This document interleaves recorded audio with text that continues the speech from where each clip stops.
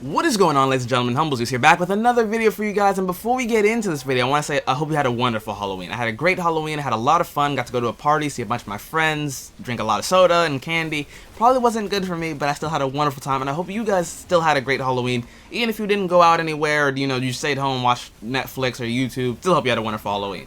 So, getting into today's commentary is going to be about YouTube Red, and I haven't talked about YouTube Red just because I didn't really know enough about it. I didn't want to make a video on it until I learned a bit more. So I've learned a bit, and now I want to see whether or not, I think it's going to be good, or if I think it's going to be successful is more the key term of this. And I love to hear what you guys have to say about this. Let me know what you guys think. Do you think it'll work out? Do you think it'll be like it's gonna flop and fall apart in like the first few months? Just let me know. So YouTube Red basically is YouTube Netflix. You pay a subscription fee, $10 a month, to get a few extra perks to your YouTube experience. Mainly, you get to no longer have to watch ads, and that is awesome. I hate ads, I really do, and as a content creator, it's annoying to me because I understand why ads are important to certain YouTubers, and I also understand how annoying they can be to the person having to watch the actual ad. They're really annoying, and ad block is good, but it's also very annoying because you have to whitelist everybody, and it's annoying because some people don't get paid because ads are not being shown, so it's like you don't get any money from it. So it's just overall, it's very complicated, it's very annoying, and YouTube loses money and content creators lose money. So it's a very kind of negative system in certain aspects. However, the consumer who doesn't really care about any of those things technically wins in that scenario, but it's still kind of annoying. So you have that. You also get a few extra perks if you subscribe to it. So for $10 a month, you get the no ads, you get to watch videos offline, you get to download videos directly if you want to.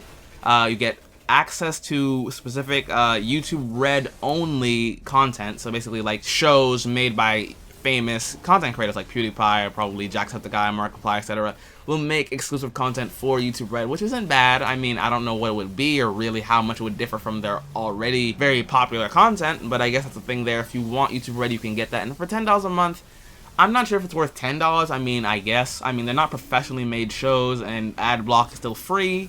So, I don't know. I guess it depends on the person whether or not the $10 is worth it. To me, not worth it yet. Maybe if they add a few more things or they do some of the things I mentioned in this video, I'll consider it. But for now, I'm kind of like, no, YouTube Red, I'll stick with just watching the ads and helping out people that I want to help out. On the content creator side, YouTube Red isn't actually that bad. YouTube Red has some perks for us. For one, if you care about money, and I encourage you, if you're doing YouTube only for money, to leave. But if you care about money, you'll probably be getting paid more if you have subscribers who are using YouTube Red, because 55% of the revenue from YouTube Red will go to content creators. And if you don't know, AdSense is a particularly poor way of making money on YouTube. Again, ad block has risen to, like, basically you need ad block to even use the internet anymore for some reason. So people are not making money off it, so people do other things. That's why you have Patreon accounts and whatnot, or Twitch has subscription fees, because it's just not viable to use AdSense money to do anything. It's just irrelevant and unimportant. So people don't tend to rely on it because it takes too many ads, I should say, to make a small amount of money. So with the subscription fee, you get paid a little bit out of that subscription fee. So whoever subscribes, say you have 10 subscribers who use YouTube Red and they watch all your videos religiously, they watch the entire way through, then you'll make a little bit more than if you didn't do that. However, on the flip side, this can be really bad for us because it's based on retention. So let's say if you make really long videos and people watch all of them, you're going to get a lot out of it. You're going to make a lot more than you do now, which is good for some Let's Players. However, again, that's very hard to do because a lot of people don't like watching very long videos unless they're like reviews for something. So review channels actually do get a big boost here. They get a lot out of this. Small channels that do like very specific gameplay commentaries like me are probably not going to get as much out of it because we tend to make shorter videos that are more consumable in like a bunch of videos. So like you watch maybe like 5 videos in a row compared to someone who has to watch like 3 videos in a row because the videos are just way too long to like sit down and watch any more of them. So there's like a trade-off there. You also can't control where the money goes. So let's say I want to watch a channel and I want to support them exclusively for some reason. I can't control that. Literally, if I go and watch anybody else for maybe, let's say, a few videos, that money is now being split. I might not have actually wanted to give them anything, but now they have something, and then the YouTuber that I want to support didn't get what I wanted him or her to get, and so that is also partly annoying, and it really gets in the way of the experience, and one of the reasons that I don't want to pay for it because it doesn't let me control where the money goes. If that happens, I might actually end up getting YouTube Red just to support people without having to deal with all the ads. That being said, I don't necessarily think YouTube Red is horrible.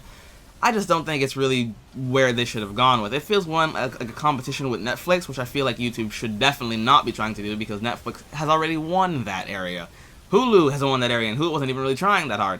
So I mean, it doesn't seem really relevant to have YouTube do that, but I guess, you know what, if that's what they want to do, it's what they want to do. And I can see some of the positives that will come out of it, but overall, I don't think it's where it's going to be best. I don't think that's where the money will be suited best to.